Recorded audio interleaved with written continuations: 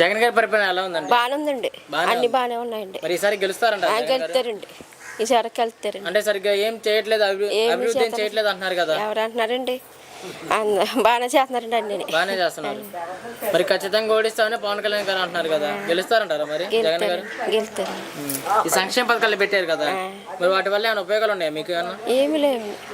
సంక్షేమ పథకాల వల్ల ఏమి లేవా? ఏమి లేవు. అంటే మీ ఇంటికి అలాంటివి ఏమి రావట్లేదు సంక్షేమ పథకాలు? వస్తలేదు రావట్లేదు. ఇప్పుడు అమ్మఒడి మా పిల్లలు లేరండి, పెద్దోళ్ళు అయిపోయారండి. 40 సంవత్సరాలకే 18,000 ఇస్తున్నారు కదా, వయసు సరిపోదు అంటున్నారండి. ఇప్పుడు పెన్షన్ కానీ అలాంటివి ఏమి రావట్లేదు. పిండి వస్తలేదండి. మరి ఈసారి ఎవరు గెలిస్తే బాగుంటుంది అనుకుంటున్నారు? అదే జగన్ గారు. జగన్ గారు ఎందుకనండి? ఇప్పుడు మీకు ఎలాంటి పరిపాలనకి అన్ని బాగానే ఉన్నాయండి. మీ కుటుంబానికి ఎలాంటి అభివృద్ధి లేదు, ఎలాంటి లబ్ధి లేదు. మరి అయినా కానీ వస్తున్నాయి చెప్తున్నాను కదా. మరి అయినా కానీ జగన్ గారు ఎందుకు కావాలనుకుంటున్నారు? అదండి అన్ని బాగానే ఉన్నాయని అంటున్నామండి. మరి చంద్రబాబు గారు అన్నారు ఈసారి నాకు ఛాన్స్ ఇవ్వండి, మంచిగా ఇంకా చేస్తా అంటున్నారు కదా. ఈసారి చంద్రబాబు గారిని గెలిపించుకుంటారంట? వద్దునండి, జగన్ గారు అండి. జగన్ గారి పరిపాలన బాగానే ఉంది. మరి ఈసారి గెలుస్తారనుకుంటున్నారా? గెలుస్తారా? మరి ఎందుకనండి గెలుస్తారు? ఎలాంటి అభివృద్ధి చెందట్లేదు అంటున్నారు కదా.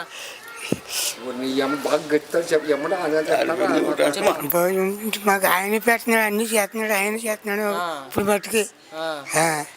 మరి చంద్రబాబు గారు కూడా ఒక ఛాన్స్ ఇవ్వండి అంటున్నారు కదా, ఎందుకంటే ఎక్కువ మంచిగా చూసుకుంటా అంటున్నారు కదా. మరి వాలంటీర్ వ్యవస్థ ఎలా ఉందండి? వాలంటీర్లు చాలా బాగుంది. వాలంటీర్ బాగానే ఉంది. లంచాలు తీసుకుంటున్నారు నిజమేనా? లంచాలు దగ్గర ఎక్కడ తీసుకో దౌర్జన్యం చేస్తున్నారంట. అదేం లేదండి అసలు. మనం మామూలుగా తీసుకున్నారు అంతే తప్ప లంచాలు కించాలు ఏం తీసుకున్నారు. మరి చంద్రబాబు గారు పవన్ కళ్యాణ్ కలిసి పోటీ చేస్తున్నారు కదా, జగన్ గారు భయపడతారు అనుకుంటున్నారా? జగన్ గారు భయపడతారు అనుకున్నారు వాళ్ళిద్దరిని చూసి? జగన్ ఎత్తాడు తప్ప చంద్రబాబు ఇక్కడ ఎమ్మెల్యే గారు మంచిగా చూసుకుంటున్నారా?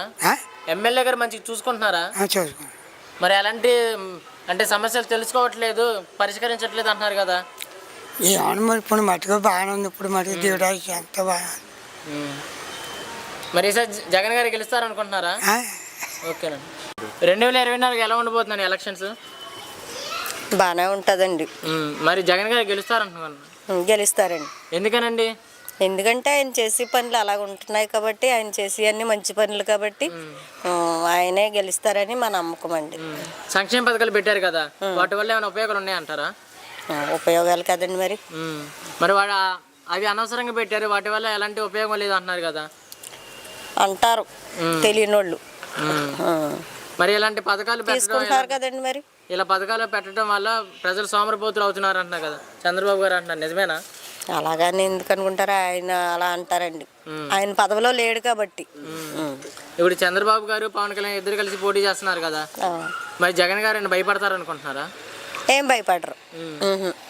అంటే నీకు ఖచ్చితంగా ఓడిస్తామని సవాల్ చేస్తున్నారు పవన్ కళ్యాణ్ గారు, మరి గెలుస్తారంటారా? గెలుస్తారండి, గెలుస్తారు, కంపల్సరీ గెలుస్తారు.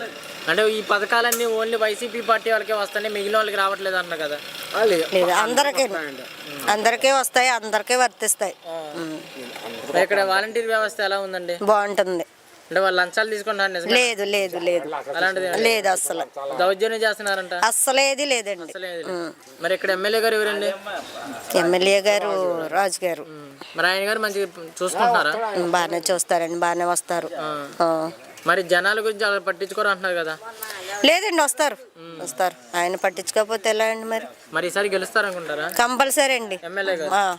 మాకైతే నమ్మకం ఉంది. మరి ఈసారి ముఖ్యమంత్రి ఎవరు వస్తే బాగుంటుంది అనుకుంటున్నారు? జగన్ గారే రావాలి. ఓకేనా. జగన్ గారి పరిపాలన బాగానే ఉంది. మరి ఈసారి గెలుస్తారనుకుంటున్నారు? గ్యారంటీగానే. ఎందుకనండి? ఆయన ఇచ్చే పథకాలు అటువంటి. మరి ఈ పథకాలు ఓన్లీ వైసీపీ పార్టీ వాళ్ళకే వస్తున్నాయి అంట కదండి.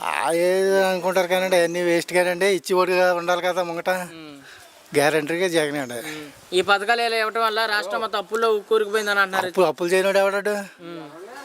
అప్పులు చేయనోడు ఎవడన్నాడు? ప్రతి ఒక్కడు అప్పు చేస్తాడు. ఒక చిన్న ఇల్లు ఉందంటే ఆ చిన్న ఇల్లుకి అప్పులు ఆడుకుంటాయి, లోకం ఉంటుంది. ఇప్పుడు ఇల్లు ఇచ్చాడు లోకం, అన్ని పథకాలన్నీ బాగానే ఉన్నాయి.